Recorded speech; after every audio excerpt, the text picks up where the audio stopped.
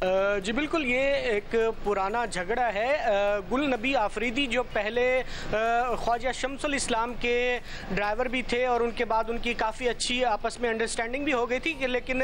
कुछ ऐसे वाक़यात रूनुमा है जिसके बाद गुल नबी आफरीदी का जब मर्डर हुआ और उनकी डेड बॉडी इंटीरियर से मिली थी, उनके घर वालों को शक था कि शायद इसमें ख्वाजा शम्सुल इस्लाम का हाथ है और उन्होंने इसमें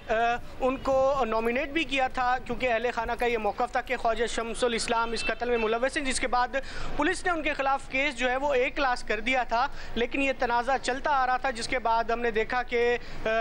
1 अगस्त को ये वाक़या रूनुमा, जैसे ही वो जुमा नमाज की अदायगी के लिए गए तो गुल नबी आफरीदी जो पुलिस एहलकार थे, उनके बेटे तकदीर आफरीदी ने उनको मस्जिद में जो है वो फायरिंग करके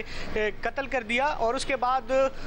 जो मुलजिम है उसका एक वीडियो बयान भी जारी हुआ जिसमें उसने तमाम तफसीलात भी बताई कि उनका तनाज़ा चलता आ रहा था और उसके बाद उसने 4 साल से उन्हें इंसाफ नहीं मिला, तो उसके बाद उसने ये कदम उठाया है। अभी गुज़िश्ता रोज़ क्योंकि अदालतों में 3 रोज़ मुसलसल हड़ताल रही, अदालती कार्रवाई का बाइकआउट रहा, मुख्तलिफ़ कमेटियाँ बनाई गई हैं जिसमें Sindh high court bar association के सदर सरफराज मितलो, जनरल सेक्रेटरी, नायब सदर व दीगर जो वकला रहनुमा हैं वो शामिल हैं। और गुज़िश्ता रोज़ DIG साउथ असद रज़ा ने कराची बार एसोसिएशन के सदर आमिर नवाज़ वड़ाई से मुलाकात की थी बार एसोसिएशन के दफ्तर में, और 3 रोज़ का टाइम दिया गया है पुलिस को कि मुलजिम तकदीर आफरीदी को गिरफ्तार किया जाए,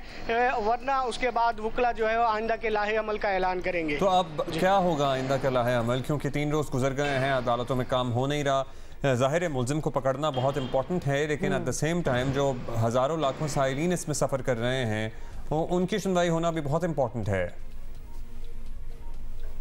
जी बिल्कुल,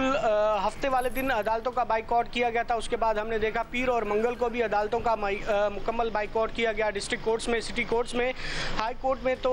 किसी हद तक मुकदमात जो है वो की समाअत होती रही, लेकिन डिस्ट्रिक्ट कोर्ट्स में मुकम्मल तालाबंदी थी और साइलिन को अंदर दाखिल नहीं होने दिया गया, जिसकी वजह से हज़ारों मुकदमात जो हैं वो इल्तवा का शिकार हुए। और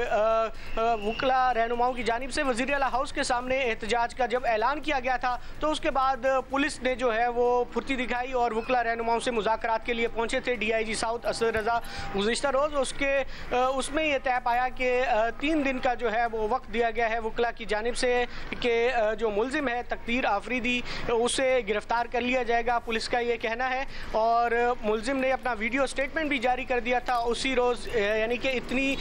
दीदा दिलेरी के साथ कि शायद उसको